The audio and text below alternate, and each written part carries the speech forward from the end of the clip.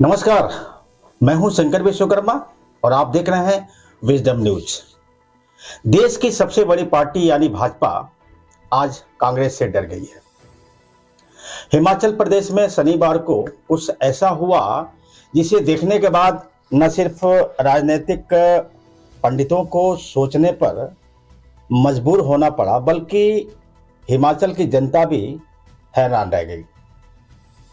शनिवार का दिन कांग्रेस और भाजपा दोनों के लिए कितना अहम था, यह बताएंगे हम आपको बाद में। लेकिन उसके पहले एक बात बता दें कि आज हिमाचल प्रदेश में विधानसभा चुनाव को लेकर जो गतिविधियां चल रही हैं और जैसी वहां चुनाव की बयार बह रही है, वह भाजपा को रास नहीं आ रही है। शनिवार को कांग्रेस और भाजपा दोनों को अपना अपना चुनावी घोषणा पत्र जारी करना था, लेकिन भाजपा ने तयशुदा समय के मुताबिक यानी शनिवार को अपना घोषणा पत्र जारी नहीं किया, जबकि कांग्रेस ने 10 बिंदुओं को लेकर अपना घोषणा पत्र जारी कर दिया। अब आप सोच रहे होंगे कि देश की सबसे बड़ी पार्टी और वर्तमान में हिमाचल में उसी की सरकार है, बावजूद इसके उसने अपना घोषणा पत्र जारी करने का कार्यक्रम एक दिन आगे कैसे बढ़ा दिया, कैसे टाल दिया? क्या भाजपा कांग्रेस से डर गई या भाजपा के रणनीतिकार रणनीति बनाने में चूक गए?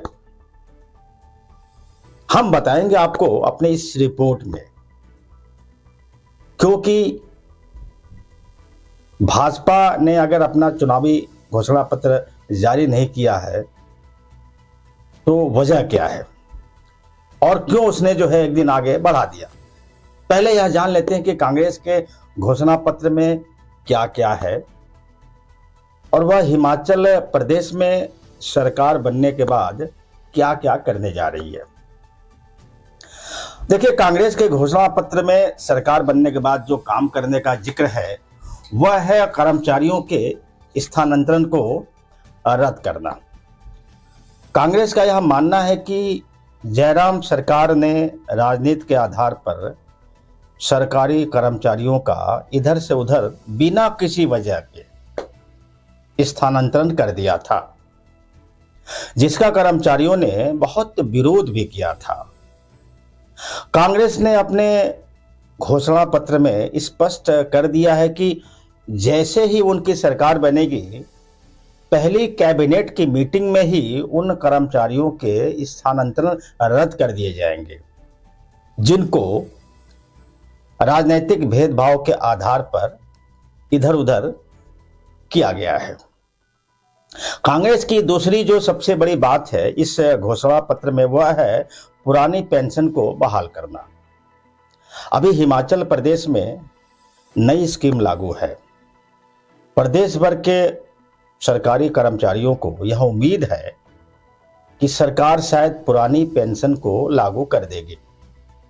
घोषणा पत्र में भू अधिग्रहण को लेकर भी बड़ी बात कही गई है। जिन भूस्वामियों की जमीनें अधिग्रहित की जाएंगी उन्हें कांग्रेस ने 4 गुना मुआवजा देने का वादा किया है अपने इस घोषणा पत्र में। अब देखिए, चूंकि प्रियंका गांधी पार्टी की महासचिव होने के साथ साथ वह एक महिला भी हैं, लिहाजा उन्होंने महिलाओं का बहुत ख्याल रखा है। उन्होंने घोषणा पत्र में महिलाओं के लिए एक विशेष योजना बनाई है। यानी कांग्रेस की सरकार बनती है तो प्रदेश की महिलाओं को कांग्रेस की सरकार प्रति महीने 1500 रुपये देगी। इसके अलावा साथ ही साथ 300 यूनिट बिजली मुफ्त में देने की बात की गई है। किसानों को लेकर कांग्रेस ने एक बड़ा वादा किया है। इस घोषणा पत्र के मुताबिक कांग्रेस की सरकार कृषि एवं बागवानी आयोग का गठन करेगी। यह आयोग किसानों और बागवानों की सलाह से फलों की कीमतें तय करेंगे। यह आयोग हिमाचल के किसानों के लिए उनकी सेब की जो फसलें हैं उनका एक न्यूनतम मूल्य घोषित करेगी। यही नहीं, कांग्रेस की सरकार बनने पर हर पशुपालक से सरकार प्रतिदिन 10 किलो दूध खरीदेगी। साथ ही साथ पशुओं के गोबर भी सरकार खरीदेगी। जी हां, घोषणा पत्र में इसका भी जिक्र किया गया, और गोबर भी खरीदेगी 2 रुपया प्रति किलो के हिसाब से। किसानों से सरकार गोबर खरीदेगी, साथ ही साथ जो किसान 4 गाय खरीदेगा उसे सरकार सब्सिडी भी देगी। कांग्रेस ने घोषणा पत्र में टैक्सी चालकों का भी ध्यान रखा है। कांग्रेस का मानना है कि हिमाचल प्रदेश में टैक्सी चालकों की स्थिति बड़ी दयनीय हो गई है। हिमाचल प्रदेश के युवाओं को टैक्सी खरीदने के लिए कम ब्याज दरों पर ऋण उपलब्ध कराया जाएगा। साथ ही साथ टैक्सी का जो परमिट अभी 10 साल का है उसे बढ़ाकर 15 साल करने की बात की गई है। कांग्रेस ने अपने घोषणा पत्र में युवाओं के लिए एक युवा आयोग गठन करने की बात भी की है। यह आयोग प्रतिवर्ष पारंपरिक खेलों का एक आयोजन करेगा, जिससे कि प्रदेश के युवा अपनी प्रतिभाओं को प्रदर्शित कर सकें, उनकी प्रतिभाओं को निखारा जा सके। कांग्रेस आजकल बेरोजगारी की बात कर रही है। उधर राहुल गांधी भी भारत जोड़ो यात्रा के तहत बार बार देश में बढ़ती बेरोजगारी को लेकर जनता को बता रहे हैं। उसी को ध्यान में रखते हुए कांग्रेस ने अपने घोषणा पत्र में कहा है कि सरकार बनते ही पहले कैबिनेट की बैठक में 1 लाख सरकारी नौकरी देने की घोषणा कर दी जाएगी। सरकारी विभागों में जो रिक्त पद खाली पड़े हैं, जो वहां पे वर्षों से जिस पर नौकरी नहीं दी गई है, उनको कांग्रेस की सरकार भरेगी। कांग्रेस का लक्ष्य है कि हिमाचल प्रदेश के 5 लाख युवाओं को नौकरी दे दी जाए। घोषणा पत्र में बताया गया है कि हर विधानसभा में 10 करोड़ यानी पूरे प्रदेश में 680 करोड़ रुपए युवा स्टार्टअप फंड की स्थापना की जाएगी। इस फंड के जरिए युवाओं को 0% ब्याज पर लोन दिया जाएगा, ताकि युवा अपना उद्योग स्थापित कर सके और अपने जीवन स्तर को सुधार सके। पेंशन भोगियों के लिए इस घोषणा पत्र में कुछ खास बातें कही गई हैं। मसलन पूरे प्रदेश में इस समय 1,65,000 पेंशन भोगी हैं। इन पेंशन भोगियों की समस्याओं पर पिछले 5 वर्षों में कोई भी विचार नहीं किया गया। कांग्रेस ने आरोप लगाया है वर्तमान सरकार पर। कांग्रेस ने वादा किया है कि उच्च स्तरीय कमेटी बनाकर इन पेंशन भोगियों की समस्याओं का निराकरण किया जाएगा। कांग्रेस ने सेना और अर्धसैनिक बलों के कर्मचारियों का भी खास ध्यान रखा है।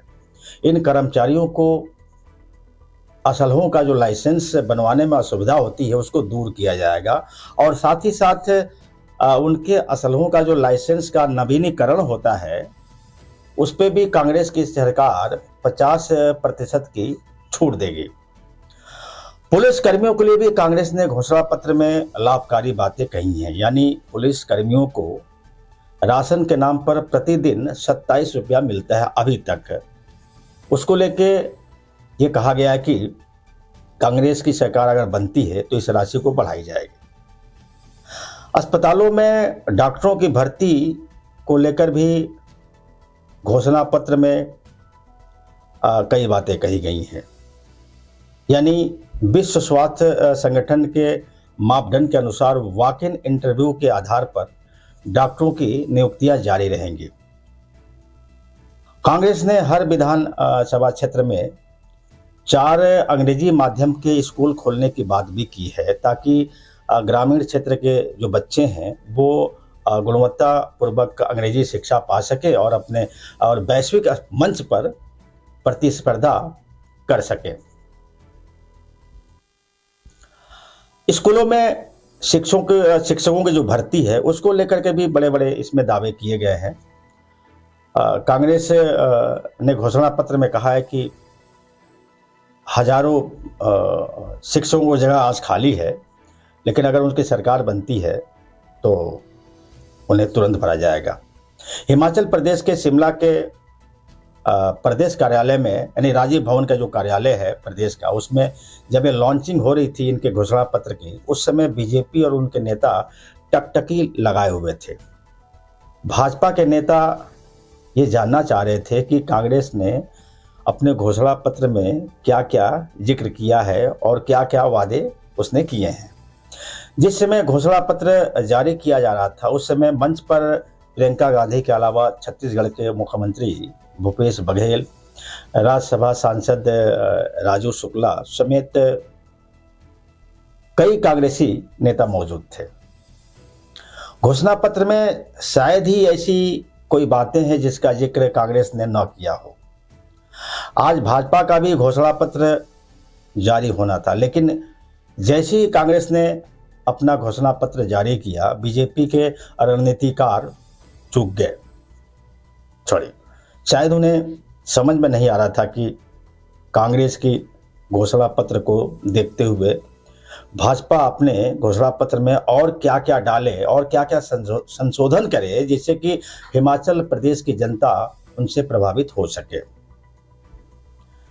वैसे भी हिमाचल प्रदेश का पिछले 28 वर्षों से यह इतिहास रहा है कि कोई भी पार्टी लगातार दूसरी बार सरकार नहीं बना पाई है। वहां दो ही पार्टियां आपस में भिड़ती रही हैं, कांग्रेस और भाजपा। इस बार आम आदमी पार्टी ने भी वहां एंट्री मार दी है। फिर भी अनुमान लगाया जा रहा है कि लड़ाई कांग्रेस और भाजपा के बीच ही होगी। अब भाजपा ने तो अपना घोषणा पत्र जारी करने का मन बदल लिया है। कहा जा रहा है कि शायद 6 नवंबर को भाजपा अपना घोषणा पत्र जारी करेगी। संभव है कि 5 तारीख की रात, यानी शनिवार की रात को भाजपा अपने घोषणा पत्र में कुछ संशोधन करने का प्रयास करेगी ताकि उनका घोषणा पत्र ज़्यादा प्रभावशाली बन सके और वो हिमाचल प्रदेश की जनता को अपना प्रभाव दिखा सके।